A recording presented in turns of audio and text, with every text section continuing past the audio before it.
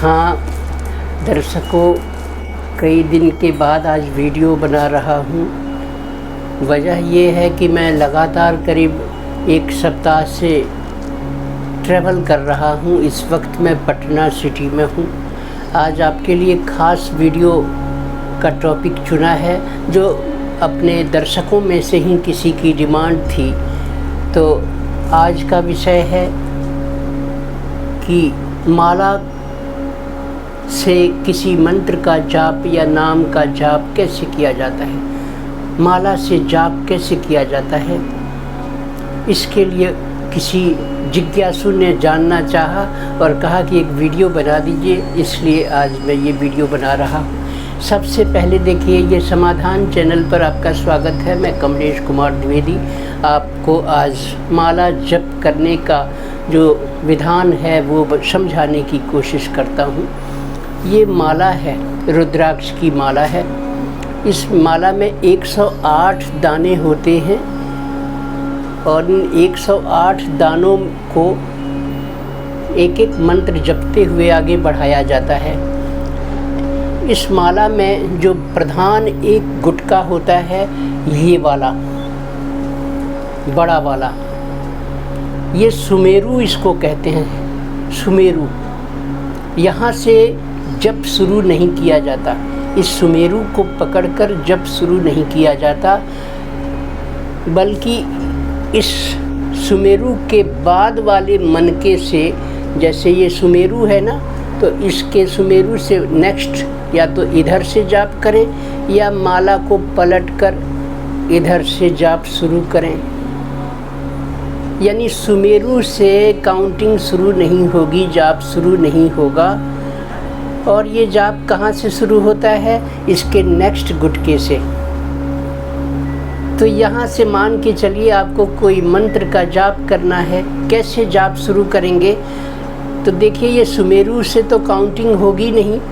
अब इससे आगे वाला जो मनका है, इसमें 108 मनके होते हैं, 108 दाने। तुलसी की माला हो सकती है, रुद्राक्ष की भी हो सकती है, स्फटिक की माला भी हो सकती है, मूंगे की माला भी हो सकती है। मालाओं के इतने प्रकार हैं। कोई हल्दी की माला से भी जाप करता है, जो भी है। अब इस माला का मैंने बताया आपको कि सुमेरु से जप शुरू नहीं होगा। इसके नेक्स्ट जो भी दाना मिले उसे अनामिका और अंगूठे से पकड़ लीजिए। अंगूठा है और अनामिका उंगली है, रिंग फिंगर, और एक मैंने मध्यमा का भी सहारा लिया है। 3 उंगलियां आपको दिख रही हैं। तर्जनी जो है, इंडेक्स फिंगर, ये मैंने अलग रखा है। कनिष्ठिका उंगली जो है, लिटिल फिंगर, इसको भी अलग रखा है। तो तर्जनी, इंडेक्स फिंगर इसको टच नहीं कर रही, लिटिल फिंगर भी इसको टच नहीं कर रही दाने को। सिर्फ किसने टच कर रखा है? मध्यमा, अंगूठा और अनामिका। अब यहीं से नाम जप शुरू होगा। मंत्र कोई भी हो सकता है। ज़्यादातर देवी माता के मंत्रों का जप या शिव के मंत्रों का जप रुद्राक्ष की माला से करते हैं। राम जी का, कृष्ण भगवान का आप तुलसी की माला से जप कर सकते हैं। मंगल के लिए कोई मूंगे की माला या सूर्य के लिए भी जप करना है ग्रह का, तो आप मूंगे की माला ले सकते हैं। बगलामुखी माता के जप के लिए हल्दी की माला ले सकते हैं। या कॉमन, ये रुद्राक्ष की माला से कॉमन माला है, इससे आप कोई भी मंत्र जप कर सकते हैं। अब कैसे जपेंगे? पहली बात, ये माला दाने के अनुसार थोड़ी बड़ी है, लंबी है। छोटे दाने की माला होगी तो थोड़ी उसकी हाइट कम हो सकती है। बड़ा दाना है तो इसके लिए ये माला बड़ी दिख रही है। लेकिन दाने जो हैं इसके बीड्स, वो बीड्स तो 108 ही हैं। 108 काउंटिंग में ये दाने होते हैं। अब जैसे आपको कोई भी मंत्र जपना है, सुमेरु जो हेड, इसका जो मनका है प्रधान, वो अलग ही आपको समझ में आ जाता होगा, देखने में ही थोड़ा बड़ा होगा। ये सुमेरु कहलाता है। इसको छोड़कर नेक्स्ट वाले मनके से मंत्र का जप शुरू करेंगे। कल्पना कीजिए कि आपको कोई राम जी का मंत्र ही, राम का नाम ही जप करना है, तो आप इसको 3 उंगलियों का सहारा लेकर के काउंटिंग करने के लिए पकड़ेंगे और आगे बढ़ते जाएंगे, मध्यमा, अंगूठा और अनामिका।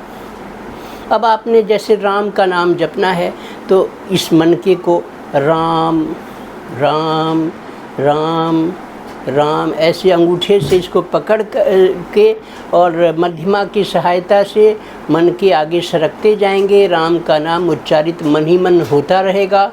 मंत्र वही है जो मन में जपा जाए, उच्चारण बाहर के लोगों को सुनाई ना पड़े, उसे मंत्र कहा जाता है। मंत्र मन में जपा जाता है, राम राम राम। अब इसकी स्पीड आपकी कम ज़्यादा कुछ भी हो, इससे कोई मतलब नहीं। जैसे राम राम राम राम तेज़ी से करें, ऐसे ऐसे चलता जाएगा, या फिर आप धीमी गति से करते हैं तो राम राम राम ऐसे करके आप इसको काउंटिंग कर सकते हैं। ऐसे जपते जपते आपको कुछ ही समय में, छोटा मंत्र है जैसे नाम है मान के चलिए, तो राम राम ऐसे कर रहे हैं तो जल्दी जल्दी ये मन का घूमता चलेगा। अभी देखिएगा सुमेरु के निकट पहुंचने वाला है और ये जप आपका चल रहा है, मानसिक जप, राम राम राम राम राम राम राम। एक एक मन का पकड़ते चलिए और राम का नाम उच्चारित मन ही मन करते चलिए। अब ये जप होते होते ये देखिए मन का सुमेरु जो है ये सामने आपके आ गया, यानी 108वां दाना सुमेरु के जस्ट पहले वाला होगा। ये 108वां मंत्र यहाँ जप हो गया। अब आपकी उंगलियों में सुमेरु का दाना टकरा रहा है, महसूस हो रहा है, देखने की ज़रूरत नहीं है।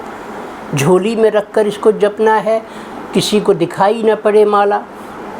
और आपके सामने ये सुमेरु आ गया। अब यहाँ उंगली टकरा रही है, यानी कि 108 मंत्र का जप हो गया। एक माला मंत्र का जप हो गया। अब दूसरी माला भी अगर आपको करना है सेकंड राउंड, तो आप इसमें ये सावधानी याद रखिएगा कि इस मनके को लांघ कर इस सुमेरु को इस पार जा कर के फिर शुरू नहीं करना है, इसका उल्लंघन नहीं करना है। आपको इसी मनके से लौट जाना है वापस बैक साइड। अपने उंगलियों से इसको आप घुमा लीजिए। सुमेरु अब पीछे रह गया, लांघा नहीं गया, उल्लंघन नहीं हुआ। अब सेकंड राउंड फिर उसी तरह राम राम राम राम राम ऐसे करते चलिए। ये सेकंड राउंड हो गया। एक नियम तो ये हो गया। माला जपने के बाद इसकी संख्या माला जप की विषम संख्या होनी चाहिए। जैसे 1 माला जपें या 3 माला जपें या 5 माला जपें, 7, 9, 11, 21, 31, 27 माला, विषम संख्याओं में आप माला की गिनती जप में ले सकते हैं। माला के दाने जो हैं बीड्स, ये मोटे और बड़े हों, पकड़ने में सुविधा ना हो तो आप छोटे दानों की माला खरीद सकते हैं। माला का भी प्रतिष्ठा की जाती है। जैसे दुर्गा सप्तशती वाले लोग जो हैं, वहाँ सप्तशती के पहले ही लिखा है, उसमें माला को पहले नमन किया जाता है, जिसमें एक मंत्र आता है, ओम अक्षमालिकायै नमः। ये अक्षमाला यानी रुद्राक्ष की माला है ना, रुद्र का अक्ष, रुद्राक्ष, अक्षमाला, तो इसलिए इसका मंत्र है ओम अक्षमालिकायै नमः। ऐसे इसका नमन किया जाता है। अगर तुलसी की माला है तो ओम तुलसी मालिकायै नमः अपने मन से या वैसे ही माथे से छुआ कर नमन कर सकते हैं और जप शुरू कर सकते हैं अपने इष्ट का। वो मंत्र हो सकता है, पंचाक्षरी शिव मंत्र हो सकता है, कोई भी मंत्र हो सकता है, नाम हो सकता है किसी भी देवी देवता का, इस जप को। अच्छा, एक सावधानी ये रखनी है कि ये माला दिखनी नहीं चाहिए किसी को, तो इसके लिए आप बाज़ार में ऐसा झोली मिलती है, ऐसी झोली मिलती है। इस झोली में इसको माला को रख कर और छुपा कर जपा जाता है। जैसे ये माला इस झोली में डालकर और हाथ अंदर घुसाकर और छुपाकर माला का जप किया जाएगा अंदर ही अंदर। कभी कभी ये मन के आपस में फंसते उलझते भी हैं। ऐसी परिस्थिति में हाथ को धीरे से बाहर निकाल कर जहाँ से उलझन माला की है उसको धीरे से व्यवस्थित करने की चेष्टा कर सकते हैं। तीसरा नियम है कि इस माला को आपके पाँव से टच नहीं होना चाहिए। माला का धागा जो है जिसमें पिरोए गए हैं सारे 108 मन के, वो धागा मजबूत और अच्छे स्थिति में हो। टूटने की कगार पर अगर वो धागा आ गया तो उस माला से थोड़ा बचिए, क्योंकि माला का बीच में जाप के दौरान टूट जाना वो कोई अशुभ घटना का संकेत पहले से संकेत मिल देता है। अगर पाँव से टच हो जाए तो थोड़ा दोष लगता है, इसलिए इसको थोड़ा हाथ को अपने सीने के सामने लाकर जप करते रहें। कभी हाथ थक जाए तो इस माला में नीचे सहारा देकर और फिर अपनी सुविधा से अपने गोद में रखकर जप सकते हैं। पूरब मुखी बैठकर दिन की माला फेरी जाती है और रात में जप करना है तो आपका मुख उत्तर दिशा की तरफ होना चाहिए। ये माला का नियम है। माला को शुद्ध कर सकते हैं। पहली बार अगर नई माला से जप करने चल रहे हैं उसे शुद्ध कर लें, पूजन कर लें, गंगा जल पानी से धो लें, थोड़ा रोली ओली लगाकर माला का पूजन पुष्प इत्यादि से कर दें। चौथी बात है कि माला कभी अपने जपे हुए माला को दूसरे लोगों से शेयर नहीं करना चाहिए। आपने इसी माला से जप किया तो दूसरे किसी को ये माला फिर जपने के लिए भरसक ना दें। आपकी बॉडी से जपा गया मंत्र का कंपन वाइब्रेशन इसमें है, दूसरे को नहीं देना चाहिए। ऐसे ही अपना आसन, जिस आसन पर बैठकर आप जाप करते हैं वो आसन भी शेयर नहीं करना चाहिए। आपका अपना आसन हो, आपकी अपनी माला हो, आपकी अपनी झोली हो, दूसरे से शेयर नहीं करें। मंत्र जो मिला गुरु से, किसी भी तरह से माला जपने का आदेश मिला, मार्गदर्शन मिला, वह मंत्र किसी को बोलकर कभी ना सुनाएं। मन में रखें, उस मंत्र को गोपनीय रखें, किसी से शेयर ना करें। माला जपते जपते कुछ समय बाद कोई स्वप्न में उस इष्ट का कोई दर्शन होता है, कोई संकेत मिलते हैं, अच्छे सपने आते हैं, तो उस प्रकार के स्वप्न को भी किसी से शेयर नहीं करना चाहिए। तो आज की ये वीडियो बहुत लंबी नहीं करना चाहता। आप मेरे इस समाधान चैनल बाई कमलेश द्विवेदी, इस चैनल को अगर सब्सक्राइब नहीं किया हो तो सब्सक्राइब कर लें, लाइक करें, शेयर करें।